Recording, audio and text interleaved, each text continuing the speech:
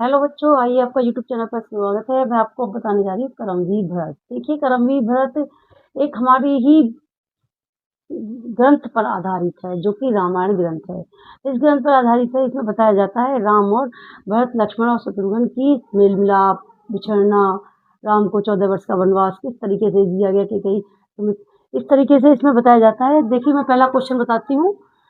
करमवीर भट्ट के आधार पर प्रस्तुत कथा वस्तु का वर्णन कीजिए। इसमें बताया जाता है कि कथा वस्तु क्या है। इस कथा वस्तु में सारे ही वर्डों को, सारे ही हेडिंगों को लिया जाता है और इसमें पूर्ण रूप से विस्तार पूर्वक बताया जाता है। देखिए, कथा वस्तु करमवीर भट्ट के खंड काव्य के आधारित और लिखित एक प्रमुख कथा वस्तु है। यानी करमवीर भट्ट जो है खंड काव्य पर आधारित है, जो कथा वस्तु के रूप में लिखी गई है। इसमें मुख्य रूप से आगमन, कौशल्या सुमित्रा मिलन, आदर्श व्यक्ति के रूप में प्रस्तुत की गई है। यहाँ पर भरत की श्री राम के प्रति प्रेम और कर्तव्य पर निष्ठा वर्णन किया गया है। बच्चों, मैं इस भाषा को किताबी लैंग्वेज कहते हैं और जो मैं अपनी भाषा में तुम्हें समझाने जा रही हूँ वो मेरी अपनी है। वो अगर तुम अपने ही रूप में समझोगे तो इसे याद करने की जरूरत नहीं है। केवल इसके हेडिंग याद कीजिए और खुद अपनी डिटेल बनाकर अपनी भाषा में लिख कर आइए। देखिए, इसमें कथा वस्तु में जो बताया जाता है पूर्ण रूप से कथा वस्तु खंड काव्य पर आधारित करमवीर भट्ट पर आधारित है, जिसे हरिओद उपाध्याय जी ने इसे लिखा है। इसमें आगमन यानी कि जब भरत को ननिहाल से बुलाया गया था तो उस समय कैसा वातावरण था, तो पूर्व वातावरण से व्यथित था और भरत के मन में एक शंका उभर रही थी कि आखिर क्यों मुझे बुलाया जा रहा है, कि राम के होते हुए भी भरत की ऐसी कौन सी जरूरत आन पड़ी है अयोध्या के अंदर। इसी प्रकार का उनके मन में शंका। और सबसे बड़ी रहस्य की बात थी कि दशरथ की मृत्यु का वर्णन करना उन्हें छिपाया जा रहा था उनसे।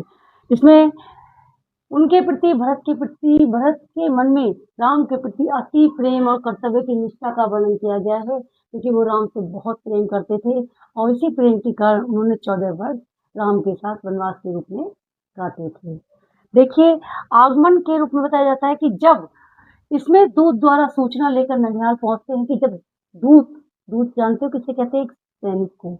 जब सैनिक को भेजा जाता है भरत और शत्रुघ्न को लेने के लिए, क्योंकि भरत और शत्रुघ्न ननिहाल यानी कि अपने नाना के घर रह रहे होते हैं, और जब उनको लेने के लिए भेजा जाता है तो भरत को बड़े ही मन में एक धक्का सा लगता है। वो शोक में वो भरत को अयोध्या आने का आदेश सुनाते हैं, तो साथ ही राजा दशरथ की मृत्यु का वर्णन नहीं करते तथा लौटते समय वातावरण का शोकपूर्ण वर्णन किया गया है।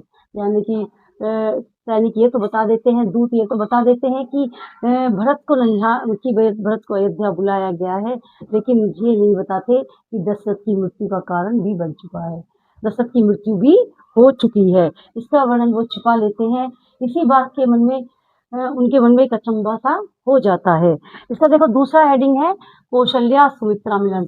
कौशल्या सुमित्रा मिलन, जब भरत अपने अयोध्या पहुंच रहे होते हैं तो रास्ते में वो बहुत ही शोकपूर्ण वातावरण को देखते हैं।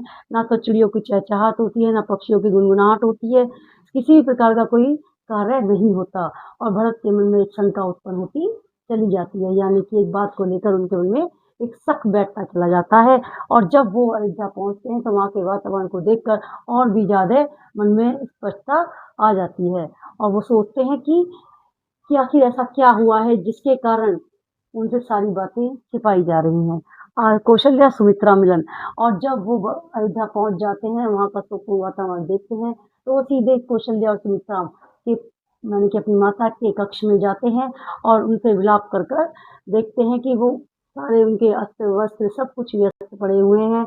इसका वर्णन देखिए बच्चों, मैंने आपको ये फिलहाल इस समय 2 ही हेडिंग समझाए हैं। इसके 4 हेडिंग हैं जो कि मैं आपको पूर्ण रूप से समझाऊंगी अगली वीडियो में। इसका आगे का टॉपिक मैं आपको अगली वीडियो में पूर्ण रूप से बताऊंगी। चलिए फिर से आपसे अगली वीडियो में मिलते हैं। इसे लाइक कीजिए, कमेंट कीजिए, सब्सक्राइब कीजिए।